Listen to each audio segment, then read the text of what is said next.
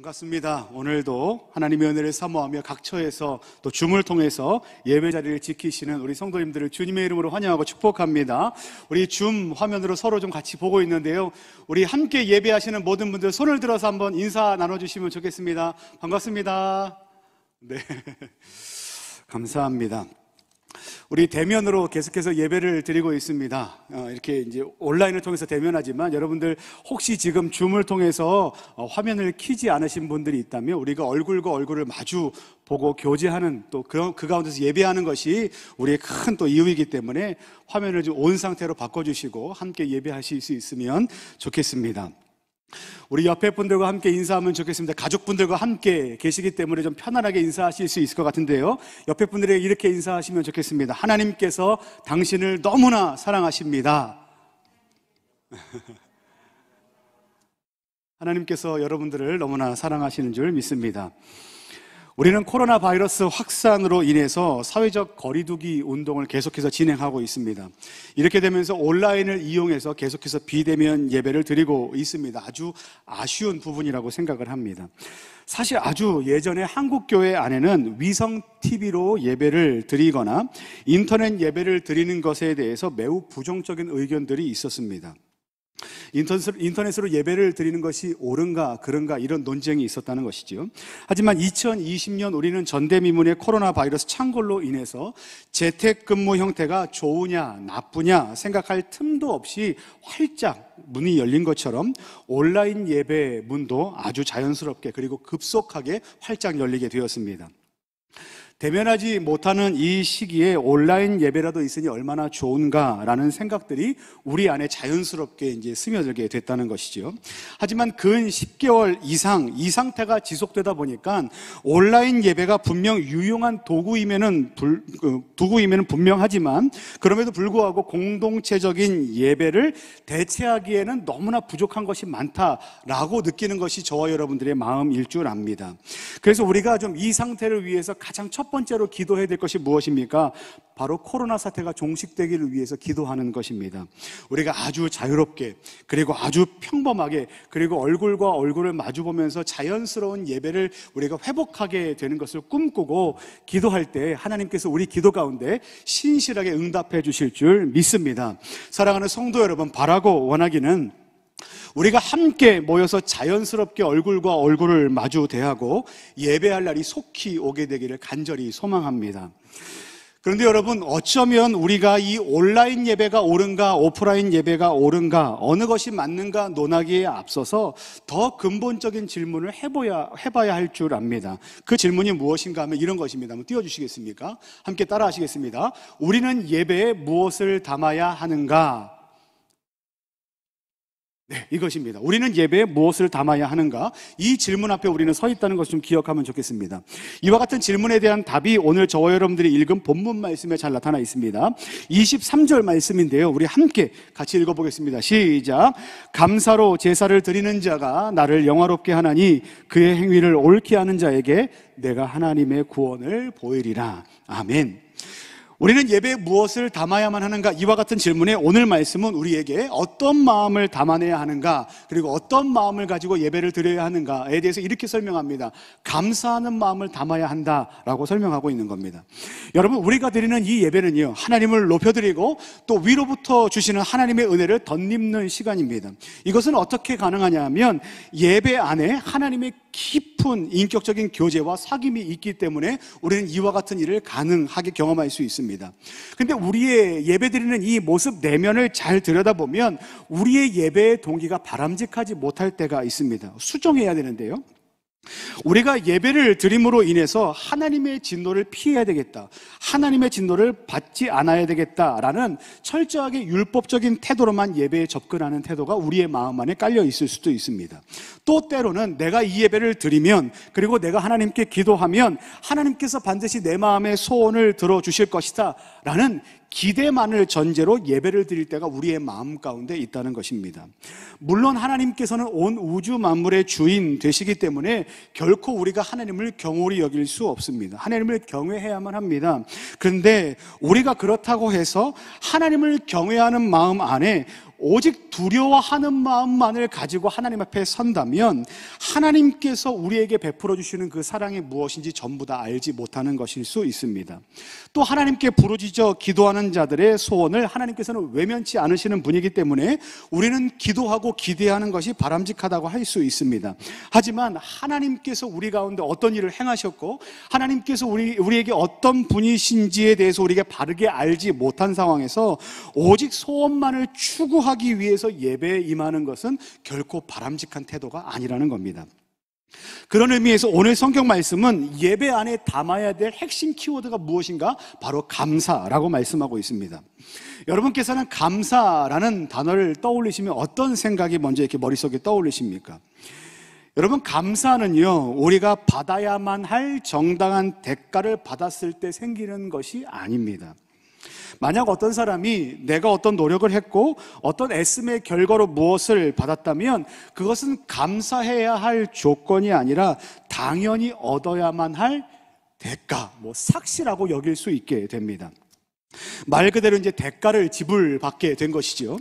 로마서 4장 4절 말씀에 이렇게 기록하고 있습니다. 일하는 자에게는 그 삭시 은혜로 여겨지지 아니하고 보수로 여겨지거니와 라고 기록하고 있습니다.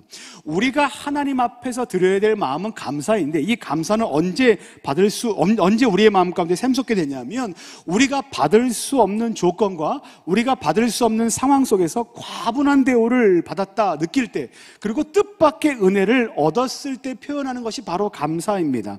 그러니까 자격 없는 자에게 주시는 무한한 하나님의 호의와 사랑이 우리 가운데 경험되었을 때 우리가 무엇을 할 수 있습니까? 바로 감사할 수 있습니다.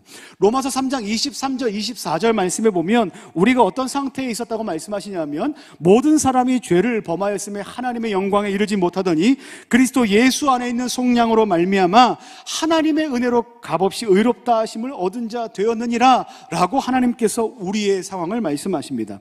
그리고 4장 5절 6절 말씀에도 이렇게 기록합니다. 이를 아니할지라도 경건하지 아니한 자를 의롭다 하시는 이를 믿는 자에게는 그의 믿음을 의로 여기신다라고 하나님께서 말씀하시는 거예요. 그러니까 우리가 하나님 앞에 감사한다, 감사를 올려드린다라고 할 때 이 감사는요, 우리가 하나님께 반드시 얻어내야만 할, 쟁취할 수 있을 만한 것을 우리가 받았을 때 감사하는 것이 아니고요, 우리는 결코 그것을 받을 수 없는 상황 가운데 있는, 자격도 없는 사람이었음에도 불구하고 하나님께서 우리 가운데 무한한 호의와 사랑으로 그것을 주신 바 되었다 라고 했을 때 우리는 무엇을 할 수 있습니까? 하나님께 감사할 수 있습니다. 간단한 예화인데요. 제가 이제 고등부에서 사역을 할 때, 고등부에서 사역을 하면 저희가 이제 매 학기마다 고등부 친구들에게 또 학생들에게 장학금을 또 이렇게 수여하는 일들을 또 사역을 감당하고 있습니다. 너무나 귀한 일이죠. 근데 이런 친구들이 있습니다. 내가 이번에 장학금을 받을 줄 알았는데 내가 이번에 올리기만 하면, 신청하기만 하면 나는 받을 만한 조건을 갖추고 있는데 떨어졌다, 이렇게 말하는 거죠. 그리고 속상해하는 겁니다. 그 마음이 내심 이해가 됩니다. 근데 또 이런 마음을 가질 때가 있어요. 옆에 이 친구를 봤을 때는 이 친구는 받을 만한 자격이 안 되는데 받았다라고 생각하면서 속이 상해하는 거예요. 제가 이 상황도 충분히 이해합니다. 왜냐하면 우리가 살아가는 이 시대 가운데 장학금이라는 건 그런 경우가 많기 때문에 그래요. 근데 제가 친구들에게 장학금을 신청할 때마다 꼭 당부하는 말이 있습니다. 그것이 무엇인가 하면 우리가 하나님께로부터 받는 모든 것들은 하나님의 은혜다라는 거예요. 그러니까 내게 지금 주시는 것도 내가 당연하게 성적이 이만큼 되기 때문에, 내가 이것을 받을 만한 자격이기 때문에 내가 얻어낸 것도 아니고, 또 저 사람이 내 것을 뺏어간 것이 아니라 하나님께서 가장 필요하신 것에 가장 큰 은혜로 그 사람에게 흘려보내주고 계신다라는 것을 믿는 믿음이 있어야 우리가 뭘 할 수 있습니까? 이 장학금을 신청할 수 있는 겁니다. 그리고 그것을 받았을 때 어떻게 할 수 있습니까? 아, 하나님께서 내게 은혜로 채워주셨구나 라는 감사가 우리의 마음까지 들 수 있다는 거죠.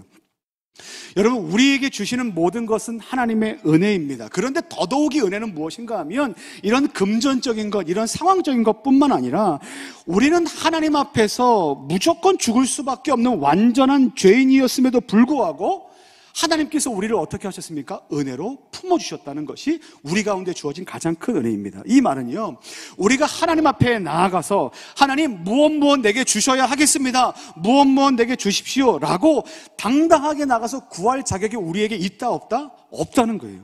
우리는 하나님 앞에서 진노의 대상일 뿐이었습니다. 그런데 예수님께서 십자가에서 어떤 일을 하셨습니까? 돌아가심으로 인해서 저와 여러분들을 위한 화목제물이 되어주셨고 저와 여러분들의 죄를 용서하여 주셨습니다. 그 때문에 죄인이고 또 진노의 대상이었던 저와 여러분들이 어떻게 할 수 있습니까? 하나님 앞으로 나아갈 수 있게 됩니다. 그리고 그 나아가는 것을 우리가 날마다 경험하는 현장이 어디입니까? 예배 현장이에요. 그러니까 예배에 나와 있다는 건요, 우리가 구원받았다라는 것을 눈으로 온 몸으로 확인하는 그 시간이 될 것입니다. 모두 다 완전하신 하나님의 은혜이지요. 그래서 우리는 예배에 참석할 때마다, 우리가 찬양할 때마다 그냥 내가 기쁘니까 노래하고 내가 슬프니까 눈물 흘려 노래하는 것이 아니라 어떻게 노래합니까? 하나님께서 우리에게 베푸신 그 구원이 감사함으로 우리가 기뻐하고 또 그 구원의 은혜에 기뻐하고 감격하면서 눈물을 흘리고 다시 하나님의 은혜 앞에 나아간다, 찬양한다 라는 것이 우리의 예배 안에 담겨져야 될 마음입니다. 그것의 핵심 키워드가 뭡니까? 감사예요. 은혜가 우리에게 주어졌기 때문에 우리가 반응해야 될 게 무엇입니까? 감사하는 마음이 우리의 예배에 담겨져 있어야 한다는 거예요. 그러니까 온라인 예배가 맞습니까? 오프라인 예배가 맞습니까? 그리고 옷을 이렇게 입는 게 맞습니까? 저렇게 입는 것이 맞습니까? 라를 질문하기 이전에 우리가 예배 안에 담겨져야 될 가장 깊고 우리 내면에 깔려 있어야 될 마음이 감사하는 마음을 담고 있는가 그렇지 못한가 라는 것이 우리 가운데 확인되고 회복되어야 한다는 겁니다. 우리는 나 자신이 하나님의 진노를 받지 않기 위해서 율법적인 예배를 드리는 그 일을 멈춰야만 합니다. 그리고 순전히 내 마음의 소원만을 관철시키기 위해서 예배하고 기도하는 것도 멈춰야 합니다. 그리고 어떻게 해야 합니까? 오직 나를 향해 베풀어 주시는 하나님의 놀라우신 은혜에 감사하고 주님을 높여드리고 찬양하며 하나님께서 내 삶을 여전히 그리고 영원토록 인도하시고 은혜로 채워주실 것이다를 믿는 믿음을 가지고 하나님 감사합니다 라는 고백을 하나님께 올리면서 나가는 삶이 우리 가운데 회복되어야 할 줄 믿습니다. 그러면 그때 어떤 놀라운 일을 이루시겠다고 하나님께서 약속하셨는가? 시편 50편 15절 말씀입니다. 상반절에 이렇게 고백합니다. 환난 날에 나를 부르라 내가 너를 건지리라 라고 말씀하십니다. 그리고 23절 말씀 하반절에 이렇게 말씀하십니다. 내가 하나님의 구원을 보이리라 라고 하나님께서 말씀하시는 거예요. 사랑하는 성도 여러분, 하나님께서는 감사로 예배드리는 주님의 백성들을, 그리고 주님의 은혜를 믿음으로 고백하며 나아가는 주님의 백성들에게 어떤 일을 행하신다고 약속하십니까? 내가 환난에서 너희를 반드시 건져낼 것이다.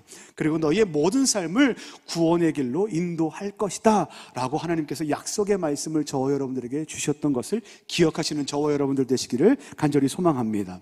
현재 저와 여러분들은 코로나로 인해서 이 사회적 거리두기 운동으로 인해서 계속해서 안타까운 마음을 가지고 불가피한 상황 속에서 비대면으로 예배하고 온라인으로 예배할 수밖에 없는 상황 가운데 있습니다.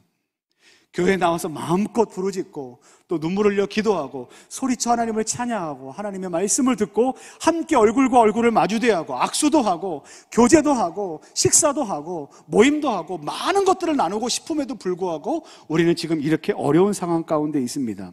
바라기는 코로나 사태가 빨리 종식되어서 함께 얼굴과 얼굴을 마주하고 예배할 수 있는 그날이 속히 오기를 간절히 소망합니다.